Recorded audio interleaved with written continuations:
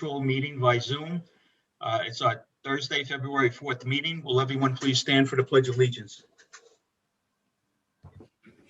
I pledge allegiance to the flag of the United States of America and to the republic for which it stands, one nation, under God, indivisible, with liberty and justice for all. Thank you. Dr. Lutz, I'll turn the program over to you. So I am so excited to have two folks actually from New York State School Boards Association, Governmental Relations Office, Director Brian Fessler, who has been in that, I'm going to say department for a while, but has been serving as the director there since February of 2020. That's good timing to step into anything, Brian. First joined NYSSBA in staff as a governmental relations representative in January of 2014.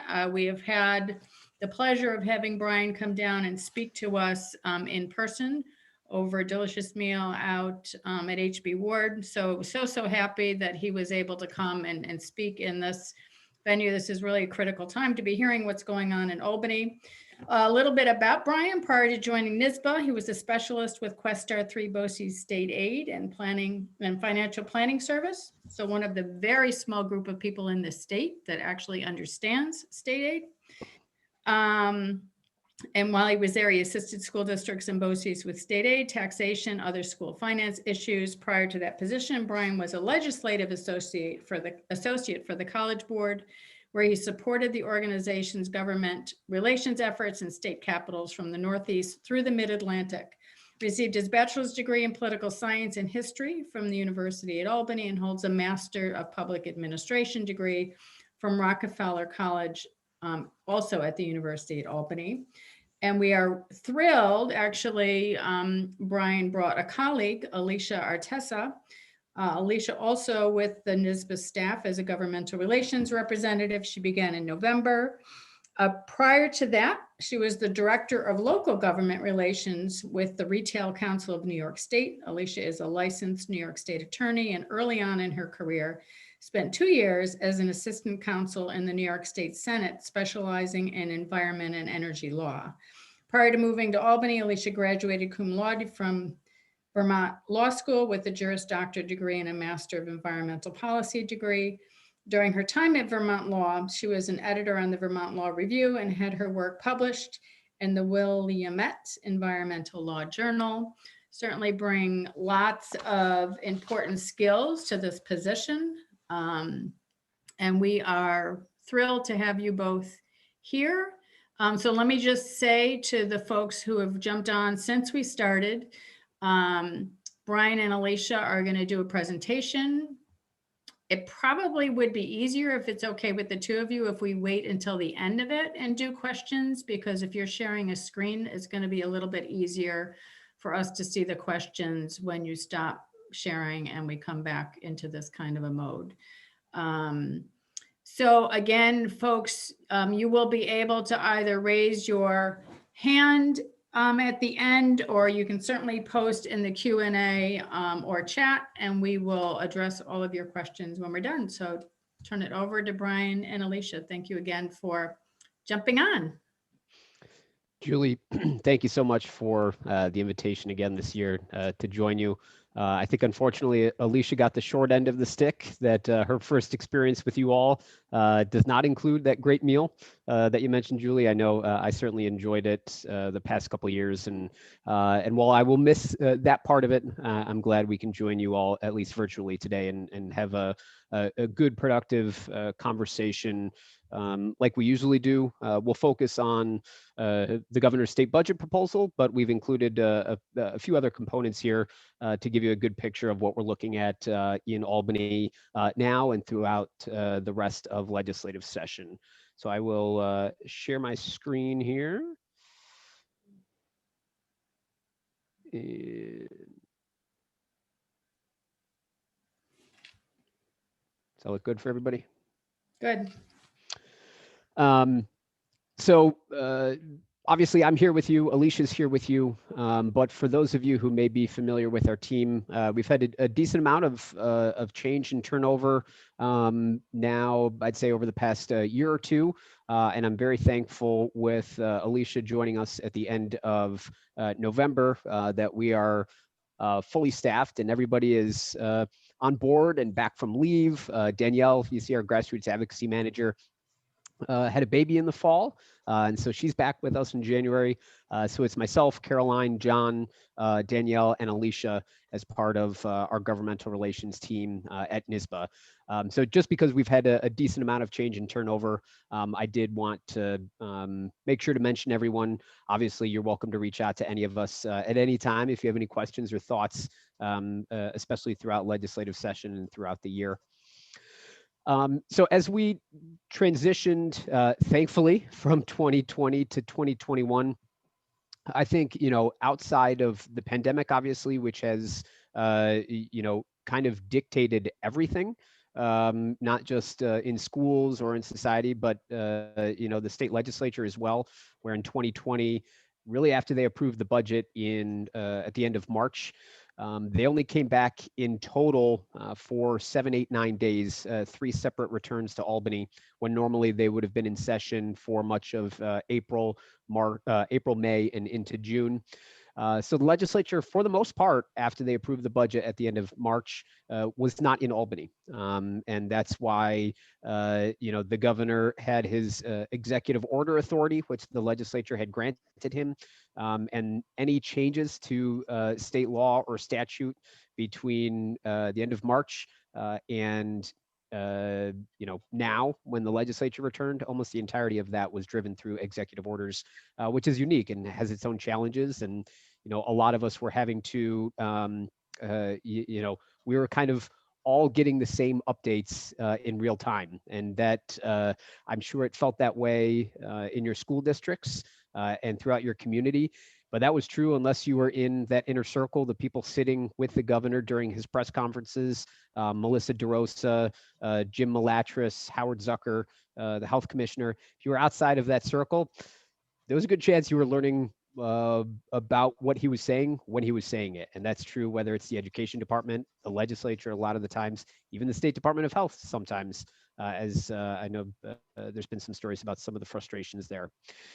But so outside of that, we're in a really unique situation for the first time, I think, in maybe 170-ish years, I think since the 1840s. The Democrats have a supermajority in the New York State Senate. That's significant from a legislative standpoint because a supermajority is representative of the number of votes needed to override a governor's veto. The Assembly has had a supermajority with at least 100 Democrats in the 150-seat House for a number of years. But the Senate obviously had been Republican for a number of years, a small blip for a couple of years as the Democrats took control, I think about 10 years ago. Power sharing agreement with the IDC, obviously, for a number of years. The past 2 years, the Democrats had the majority. But now picking up a few extra seats in this past November election, they now have a supermajority by 1 extra seat. They have 43 of the 63 total Senate seats. They need 32 for a supermajority, that 2/3 number. And so outside of the change of that dynamic, we actually have a pretty decent number of new senators in general, without respect to party. 7 new Democrats, 7 new Republicans. So almost half of the Senate Minority Conference, the Republican conference, almost half of that is made up of new members, 7 of the 20. Obviously, the island, I think, over the past few years has seen the most flipping back and forth between parties, and obviously a Republican stronghold for a number of years, and then switched to Democratic, pretty consistent for 2 years, and a couple seats I know have flipped obviously back to the Republicans. So the supermajority is interesting because obviously it gives one party, the Democrats in both the Senate and the Assembly, the ability to override a veto. There has not been a legislative override of a veto in, I think, about 25-ish years since the Pataki administration. 20, 25 years. And so it's going to be really interesting to see that dynamic. I think the initial thought is, well, we're going to have overrides because they can do it.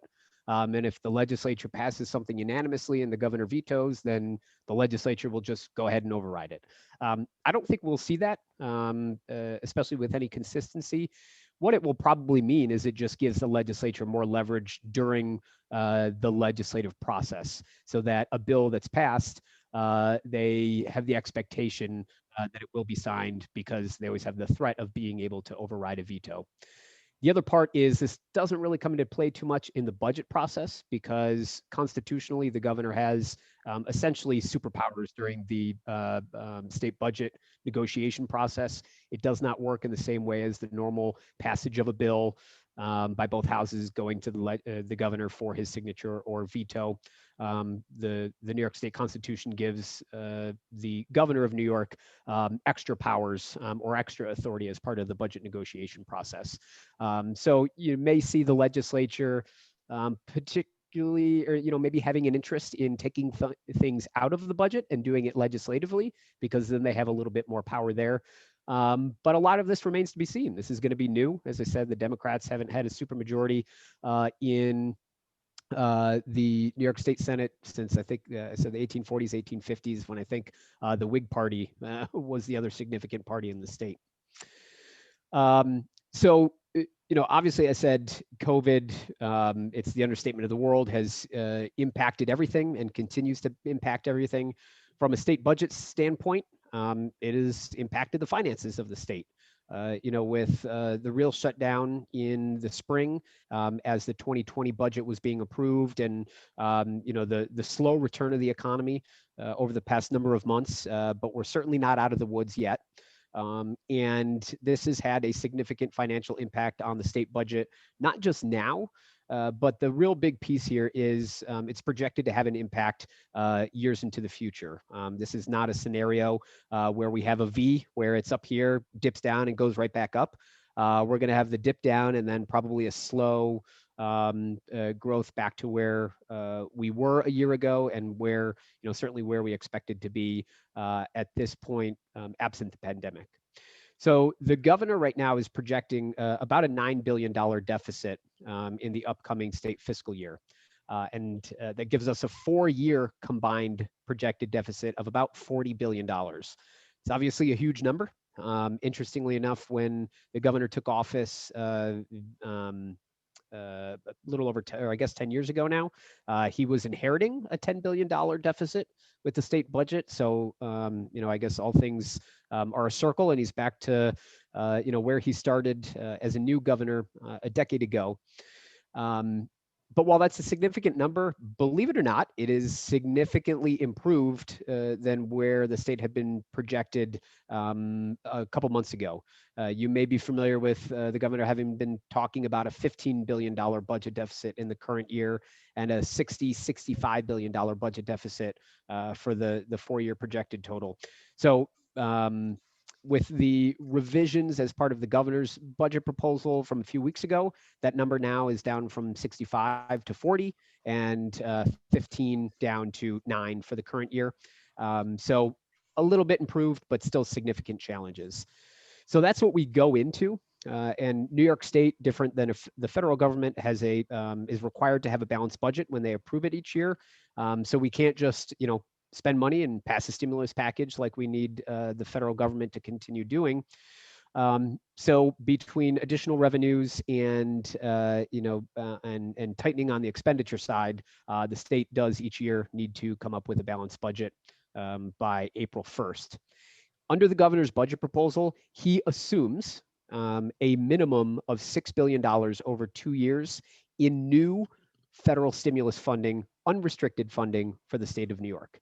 So the budget that he put forth, and the school aid numbers that we're going to go into a little bit more detail, assumes that $6 billion figure it will be forthcoming. The governor has said, as you see there, that New York State deserves at least $15 billion. So he's basing a budget on, from his view, a low side of $6 billion, but is hoping for at least $15 billion. If we receive something and it's more than $6 billion, perhaps the school aid numbers improve from what the governor proposed. If we don't receive anything or it's less than the $6 billion, there's a possibility that the school aid numbers decline more from what the governor has proposed. So that's kind of where we're at right now and what we're looking at as we begin this budget negotiation process.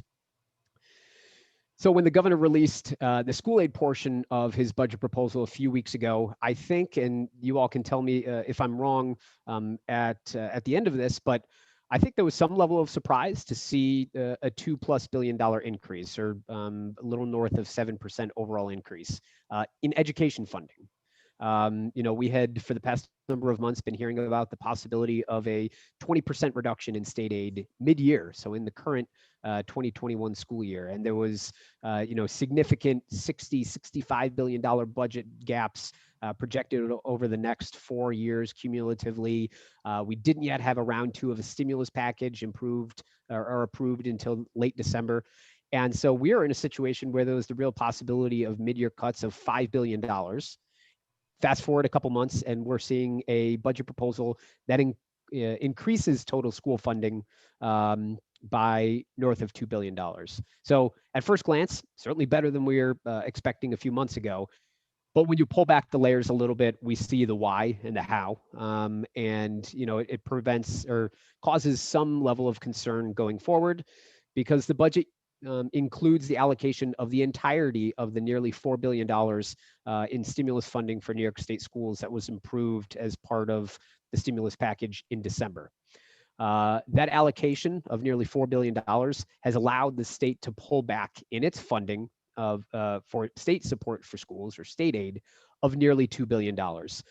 Mainly that was done through two components. The first is the local district funding adjustment that reduces statewide by about $1.4 billion and is restored or backfilled with stimulus funding.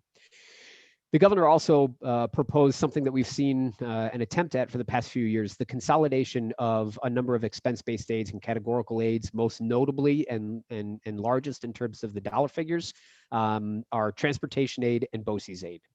So right now, you spend on those services and you get back, for the most part, a percentage of those expenditures in the following year through state aid. The governor doesn't like this because it's a sector of the budget that continues to grow, even if it's just by a little bit each year. And he and the Division of Budget don't have any control over that. It's connected to your expenditures and a set reimbursement formula. So the governor has tried to both reduce costs and gain control in that area for the past couple of years by proposing a services aid or something like that, using similar nomenclature, a new services aid category. The governor does it a little bit differently this year. He would implement it in the current year. And so services aid would begin in the current 2021 school year and then continue in perpetuity. The net effect is it would reduce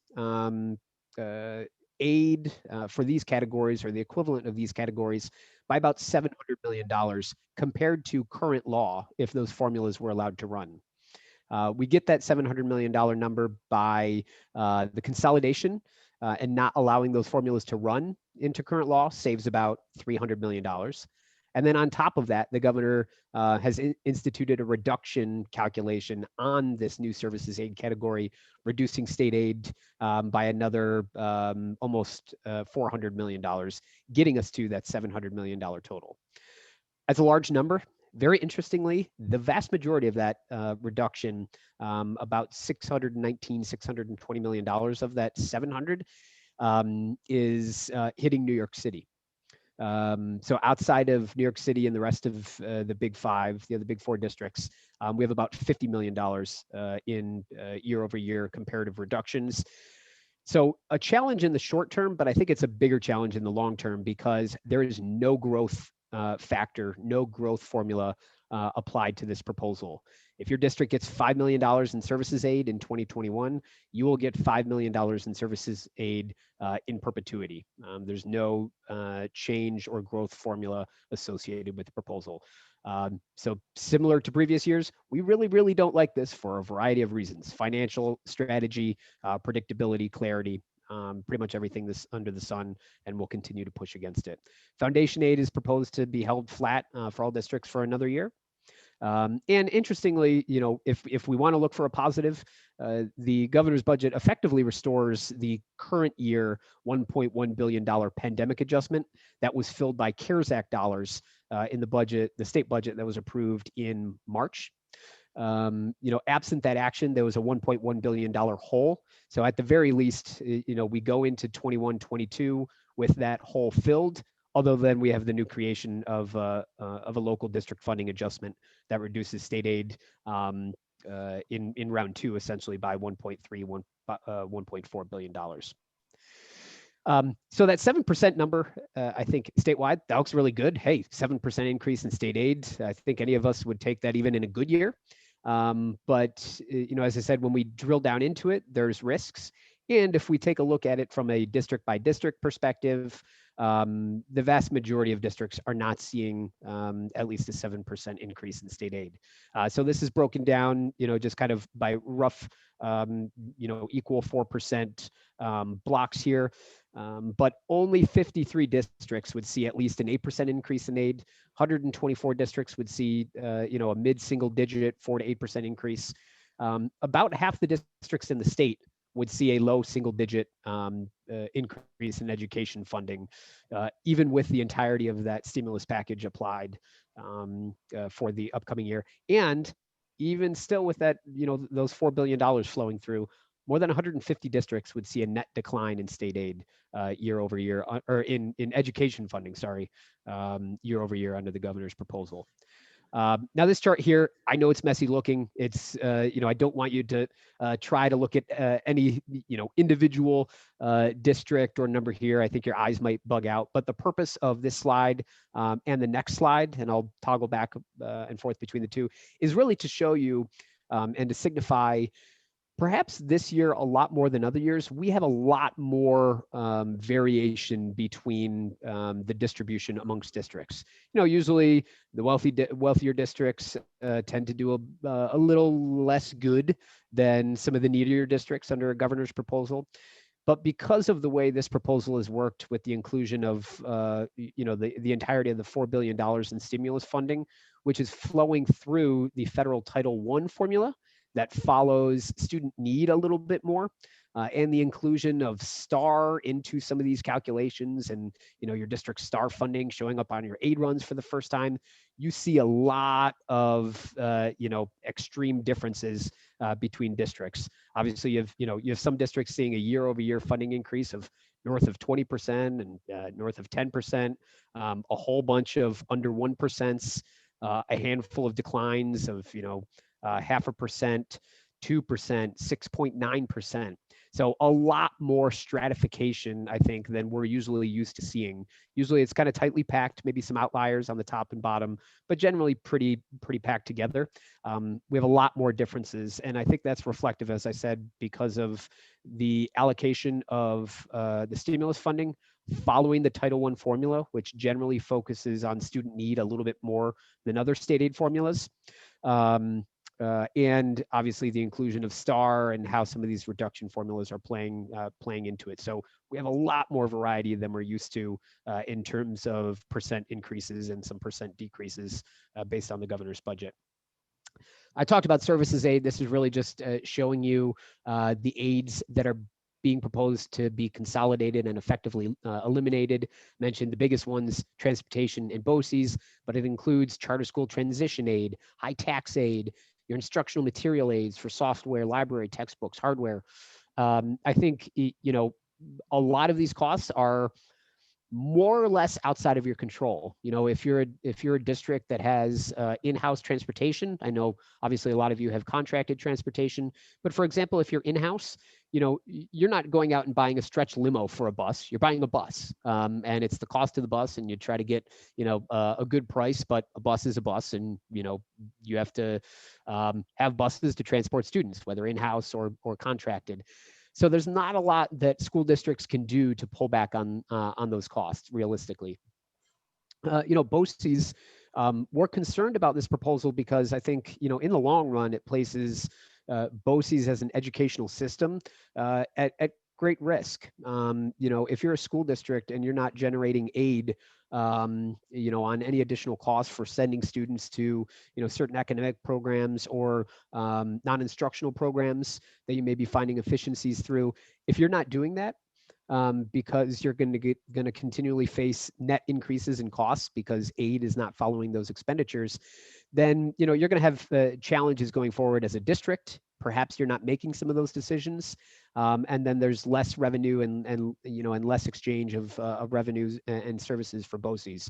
So our concern is multifold there with the services proposal, and as I said, potentially threatens the viability, I think, of BOCES, unfortunately, as educational systems. So just one more reason for us to be strongly and staunchly opposed to the proposal. The last item I have before turning it over to Alicia is a focus on transportation aid. Obviously, there was quite a bit of conversation around this issue in the spring when physical school buildings were shut down. And so buses, whether contracted or in-house, were not transporting students to and from school. And in addition, the governor issued executive orders saying meals had to be provided to students and instructional materials had to be provided to students and internet needed to be provided to students. The way to do that was to use buses and transportation staff. And so those new and additional costs were incurred. But because they did not follow and fall under the definition of transportation aid, it was the state's way delayed interpretation that those costs would not be aidable. And because buses were not transporting students, even those normal standby costs, whether employing bus drivers or making payments against transportation contracts, would not be aided. We think all of that should be. The governor proposed a small slice of that pie to make sure that expenses related to the delivery of student meals and instructional materials and serving as Wi-Fi access points, the governor is proposing to make that aided or aidable, but only for spring of 2020 and nothing for 2021 for when those types of services are still being provided. And it does nothing on the standby costs for either the spring of 2020 or the current 2021 school year. So if you started the school year remote, for example, or if your district had to go remote for a period of time and transportation contracts were still being paid on and bus drivers were still being employed, those costs under the governor's proposal right now still would not be aided. And that puts millions of dollars in transportation related costs at risk of being not aided and absorbed entirely by school districts, which creates challenges and even plays into the services aid calculation because it either artificially inflates a number that won't come to fruition or starts with a lower base if the districts have already made those adjustments to their expenditure reporting. So from there, I will turn it over to Alicia to talk about a few additional proposals, including the governor's broadband proposal. Brian, so the executive budget would require any broadband service provider to offer high-speed broadband service to low-income consumers. The proposal would require that service be no more than $15 a month, and that would include any taxes or fees. It does define low-income consumers as those whose household is eligible for free and reduced price lunch or a gross income of not above 185% of the federal poverty guidelines. The download speed minimums is 25 megabits per second, and the proposal does not address the lack of infrastructure or devices as barriers to access. It is a meaningful step in the direction we were looking for with the digital divide, but it is not quite enough from our perspective. Some additional budget proposals include prior year aid claims. So this budget proposes to discontinue the $19 million in annual funding to pay against the prior year school aid claims list, and the proposal would eliminate the existing aid claims list. For the CSE placement cost shift, the proposal the budget introduced this year would permanently eliminate the state share of costs related to Committee on Special Education placements for districts outside of New York City and transfer the state's responsibility for maintenance costs of state-operated schools for the blind and deaf onto school districts. for charter schools, the executive budget would reduce both charter school tuition rates that districts are required to pay to charters and supplemental basic tuition reimbursements paid to districts in the state. The budget proposal does maintain funding for pre-K, after school, early college, high schools, and P-TECH. And then other additional proposals included paid time off for vaccination. So the budget would require employers to provide all employees up to 4 hours for each of 2 COVID vaccines if administered off-site. If the vaccines are administered on-site, they would just have to provide sufficient time for employees to receive their vaccinations. For piggybacking extensions or shared service contracts, the budget proposes to extend the ability of school districts to join onto existing contracts of other school districts and local governments for an additional 2 years. And then there are some school construction services proposals that have to do with entering into loans with DASNY, the Dorm Authority of New York State, for capital projects over $5 million. And the budget did propose multiple changes related to the STAR program, most notable requiring any property owner receiving a STAR exemption and wishing to switch from the basic STAR to enhanced STAR program would have to give up the exemption in favor of a STAR credit. What was left out? So the budget proposal this year did not include adjustments to foundation aid formula, school district budgeting flexibility, property tax cap, student health and mental health, relief from cost drivers and unnecessary, and then small group health insurance is also left out. Any questions from the crowd? Yeah, and so I think you obviously see, and I can unshare screen if you think that's helpful, Julie, to see questions. But as Alicia went through the handful of what was left out, I think that was notable because even though there's a lot of complexity in the state aid and the education funding component of the budget, outside of that, there's not much. On one hand, that's good because oftentimes when we see additional proposals from the governor dealing with schools in the budget, tends to not be things that we like. But on the other hand, I think they're, certainly from our perspective, a decent level of disappointment because a number of us, whether it was our group or the superintendents or business officials or principals, the BOCES consortium, a lot of us were talking about, hey, there are some tools, particularly budgeting tools that would be helpful and beneficial and don't require, it's not a fiscal ask, as we call it. It's not a cost to the state, but it would be helpful for school districts, whether it's, adjustments to the property tax cap or increasing the, undesignated fund balance limit above 4%, or, removing some of the burdens related to, some unnecessary mandates, or tweaking the authorization for school districts to tap into their otherwise restricted reserve funds. And outside of a couple components, the extension of piggybacking, a special ed waiver proposal that's always in there every year and the legislature kicks out every year.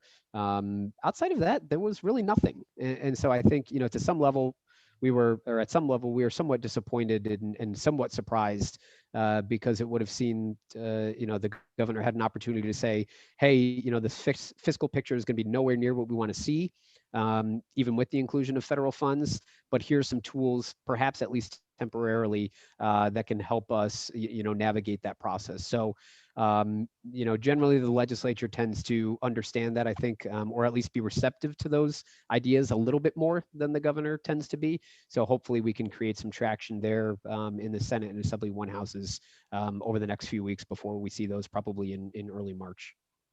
So we have a couple of questions. The first one is about the consolidation of the different aids.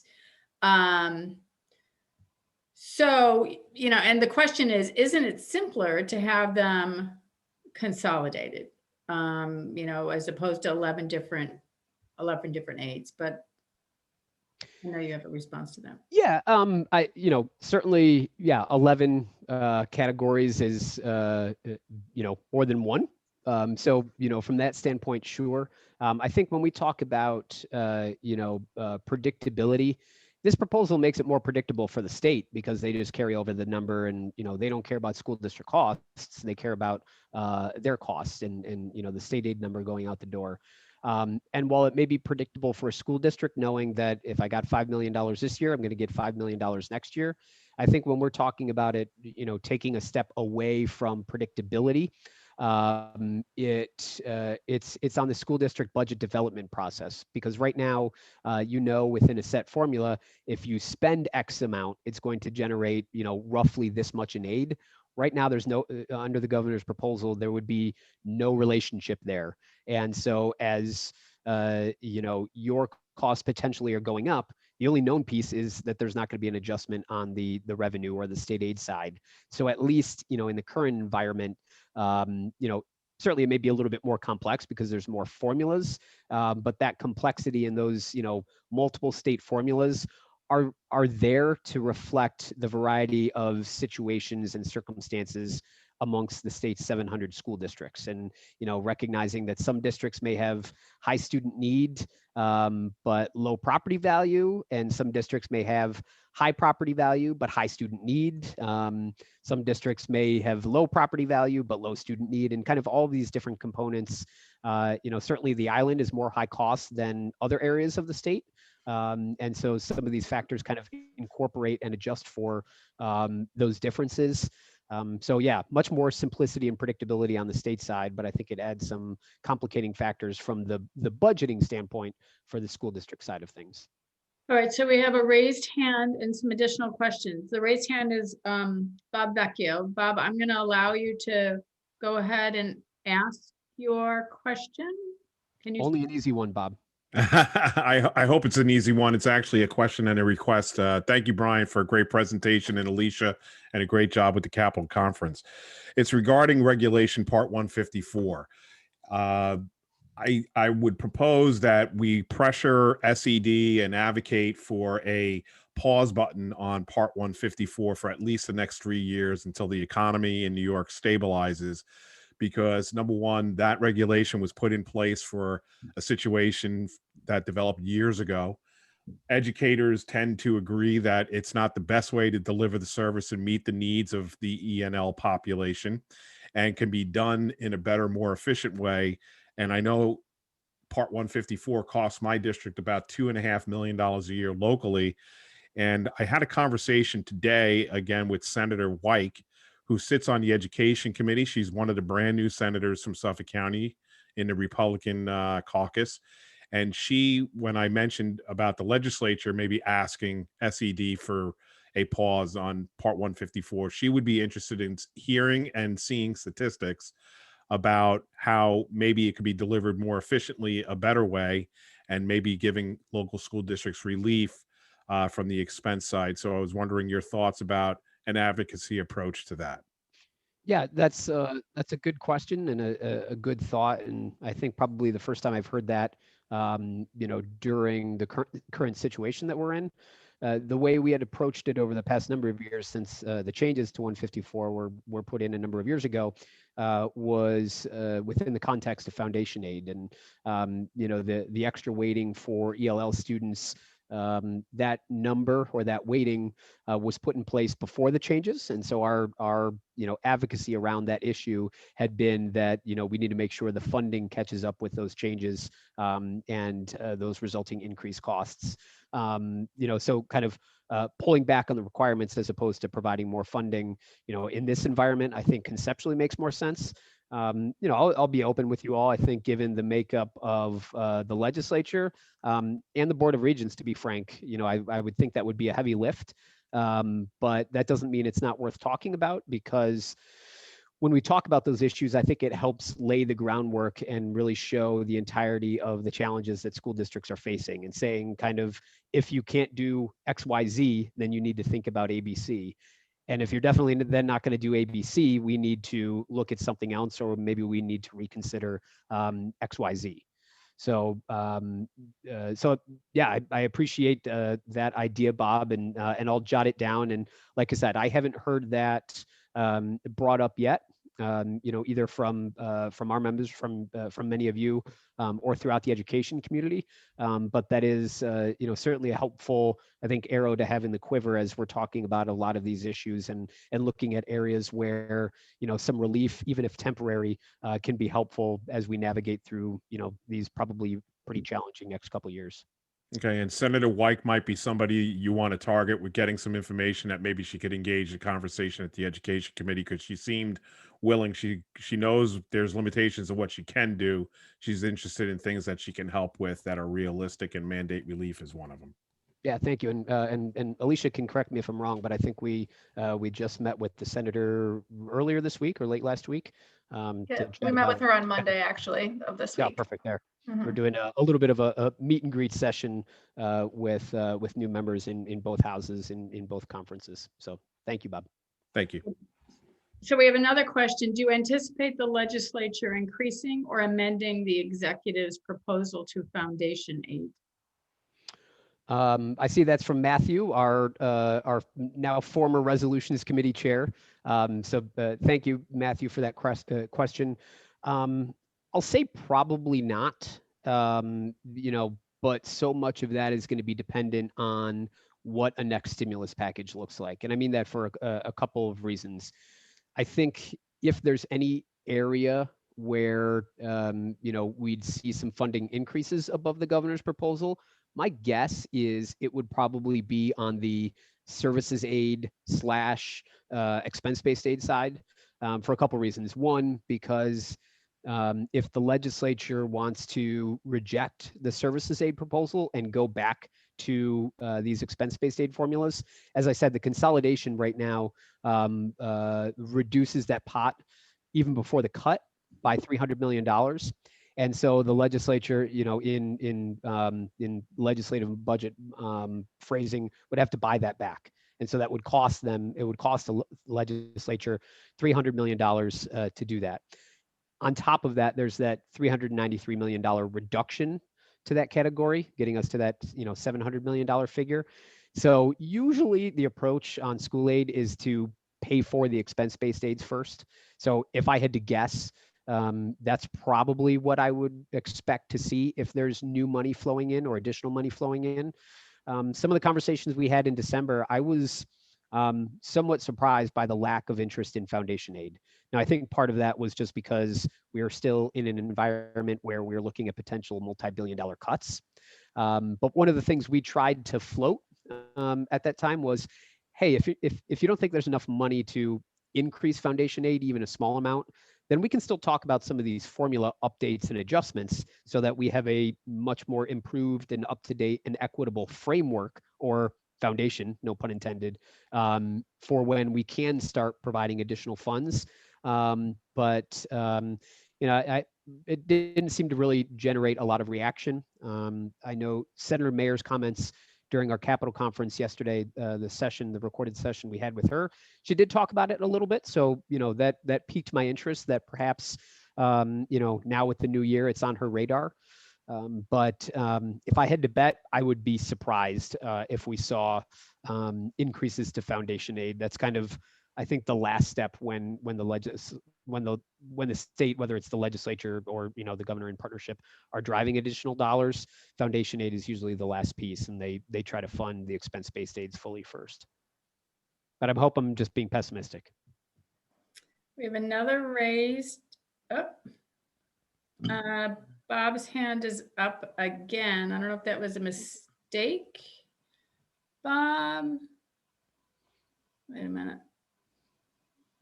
Let me go back. It came down, so maybe that's a mistake. Oh, wait, questions and Q&A. Oh, thanks, Bob. Any other questions? You can either put them in the Q&A or raise your hand and I will allow you to speak.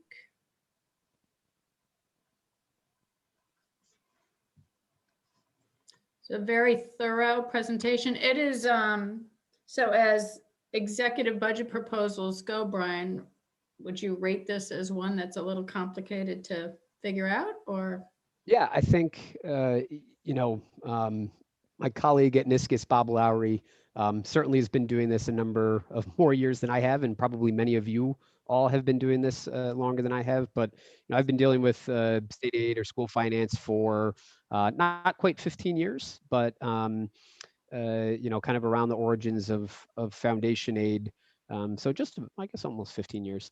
And I think, especially with the inclusion of STAR into the aid runs and tying it into some of these calculations and seeing the mechanics of that without really, being certain about the intent.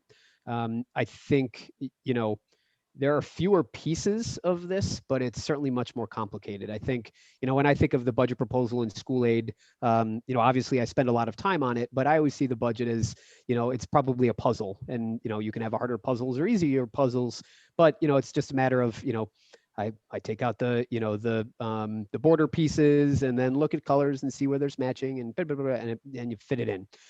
This one, I think there's less pieces, but it's much more complicated. And I'm not a great analogy person, but I'll try this time. I see it as, there's only a handful of strings maybe with this proposal, but it's tied together in whatever sailor's knots don't pretend to understand, and it's tightened as hard as it can be. So less moving pieces, but they're much more tightly twisted and pulled around each other and together. So trying to unravel that and get a good picture of what's going on is difficult. I think the other challenging piece is with the inclusion of STAR and with the federal funding. As I said, we see distribution that's much different than normal from a dollar standpoint, but also from a process standpoint. Usually we know, like, the state may want to focus on districts with high FERPL counts, or the state may want to focus on districts with really low combined wealth ratios. And, we know those sets of factors and components that kind of traditionally come into play. But the numbers are all over the place because of Title I formula, which is not a state aid formula, and the inclusion of STAR. We just have a lot of variability, and it's hard to get an understanding and a good feel for how much of that is just circumstance and how much is intent. I think, unfortunately, it's probably a little bit more circumstance than intent, which I think makes some of these conversations harder. It feels a little bit last minute in terms of it being put together, which may be understandable because the stimulus package was passed in late December and signed in late December, and so there wasn't a ton of time to be really deliberate and thoughtful about the distribution. But we have the next number of months until April 1st to make it better for all of us and hopefully make it a little bit more understanding, not just for you, but for me as well. So.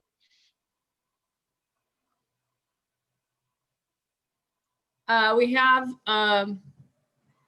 actually, it's kind of a suggestion related, I think, to Bob's question about Part 154. This comes from a superintendent. Circling back to Part 154, perhaps we can advocate for a system that districts can apply for waivers to move students through the Part 154 proficiency levels in the absence of a NYSSBA exam. Without an exam, all students remain at their pre-existing levels, therefore creating an increase in staffing spending as students are not able to progress through the levels. And that really is a direct impact of COVID and the lack of that, Yeah, no, exam. Yeah, that's a great point, James, and thank you, Julie. And obviously is then directly related to SED applying for a waiver, from those assessments and accountability components for a second year. So yeah, again, that's a new one that I hadn't heard yet, especially within the context of that waiver request.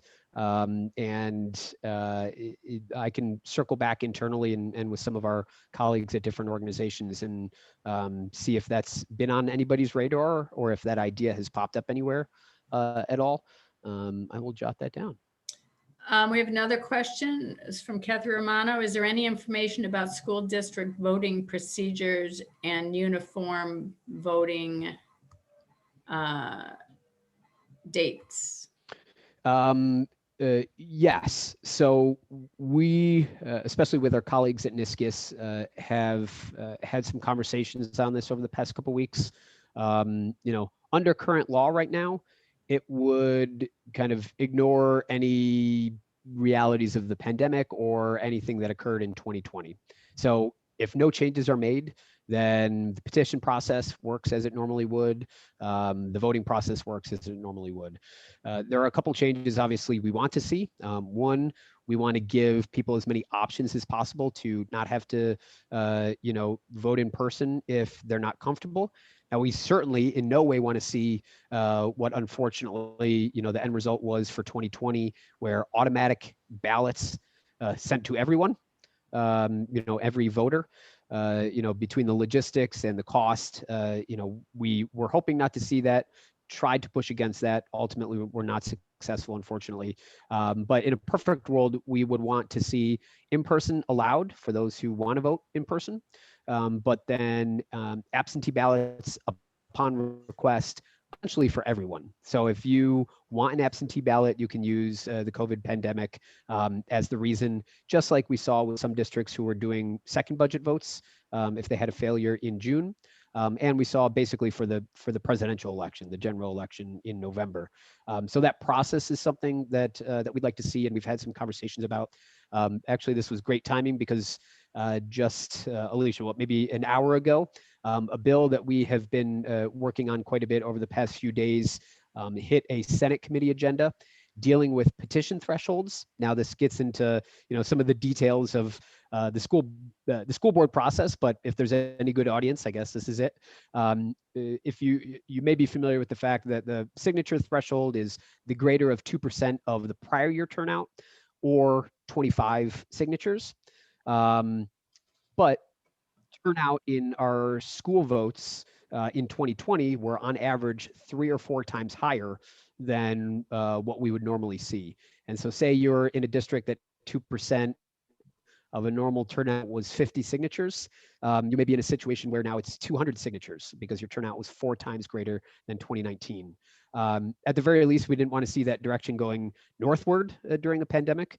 And so we've spent a lot of time working on language, basically to secure some changes to that, which we're hopeful we'll see go through the Senate and then the Assembly pick up as well. That would basically reset us to 2019 levels. So instead of using turnout in 2020 as that baseline, we would see turnout in 2019. That's not set in stone. That's not definitive right now, but the bill was just introduced today and is already on a Senate committee agenda. And we've, as I said, been working quite a bit over the past number of days on that language. It still leaves the voting process, to be determined. But right now, it's a May vote like usual under a process like is, in a normal year. And we're trying to make some tweaks and adjustments to that reflective of, the challenges with the pandemic. So we are at 8 o'clock, but we're gonna, if you don't mind, squeak in one last question. Of course. This is gonna As long as it's not from Bob again. It's not from Bob, and it's not an easy answer, but it is going to give you the opportunity to share your thoughts, right? Do you think there is ever going to be a change in how New York State funds schools? The model with the basis on property really is fundamentally inequitable. Yeah, I mean, it's the good thing is there's no right answer or wrong answer to this, I guess. I still think that's a heavy lift.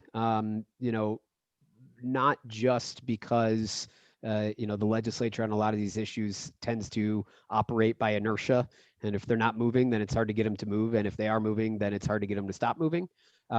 This would be a really, really big structural change.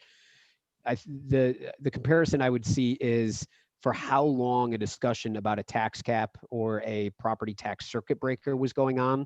I mean, certainly even before my time, but for decades upon decades. Then you started to see some real proposals that were floated. You saw Starr put in, you saw Governor Patterson after Spitzer come out with a proposal, and then Cuomo came in and basically got his proposal through. That was a heavy lift just to put some limits on the growth in property taxes under the existing structure. It would be a pretty huge overhaul to shift away. And with any shift that large, you create winners and losers.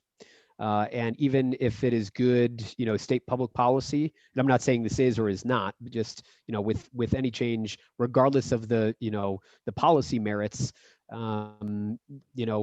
losers in a scenario have a constituency. And so whether it means, increased taxes or less local dollars funding local schools, or, a net decline in state aid, it's really hard to convince legislators whose local district would be a quote unquote loser in any change. It's hard to convince them to support something, even if it may be good state policy. Again, I'm not making a value judgment on whether it would be or not, but it's hard to get them to do that. And that's true for a lot of components of education funding.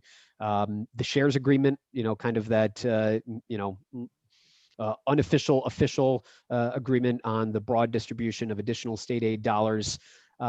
If you pull back on that, someone's going to be a loser, whether it's New York City, the island, or rest of state. Because if one percentage goes down, if one percentage goes up, that means someone goes down. So even smaller component changes like that, are hard to implement.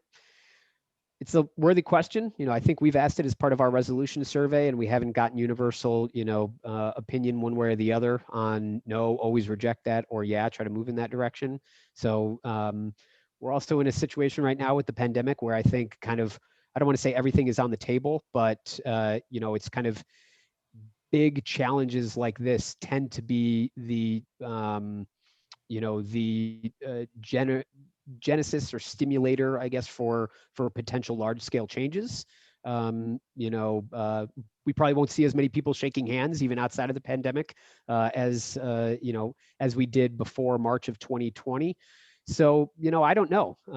I would be surprised if something like that was on the table in the short term, but I've been wrong plenty of times before. So before Bill wraps this up, thank you, by the way. Oh, it's my job to say thank you. So we have these lovely certificates that we are going to get into the mail for both of you, so you can add them to your wall art.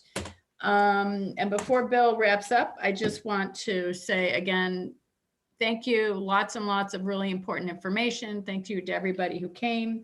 And as a reminder, this Saturday morning is the Longwood annual Longwood Eastern Suffolk BOCES is also sponsored by Suffolk Region PTA 17th regional legislative meeting, because there is no breakfast this year. And in fact, we will not be in person this year. It is virtual, but excited about the ability to ask our elected officials some of these same questions. So, Bill? Sure. I'd like to thank everyone for signing up for this virtual meeting tonight. It was excellent. Our next meeting is Thursday, March 11th at 7 o'clock, and we will have the Superintendent of Highways of Brookhaven Township, Daniel Esquadro. And with that, everyone, have a good evening, and hope to see everybody at the Longwood Breakfast and BOCES on Saturday. Thank you again. Bye now. We have recorded this, so we will post it someplace if people couldn't come, they can see it. Again, thank you, Brian. Thank you, Alicia. I owe you both a delicious meal. Thank you, Julie. All right. I'll hold you to it. All right. Thanks, Julie. Thanks, everybody. Good evening. Thanks. Bye-bye. Bye-bye.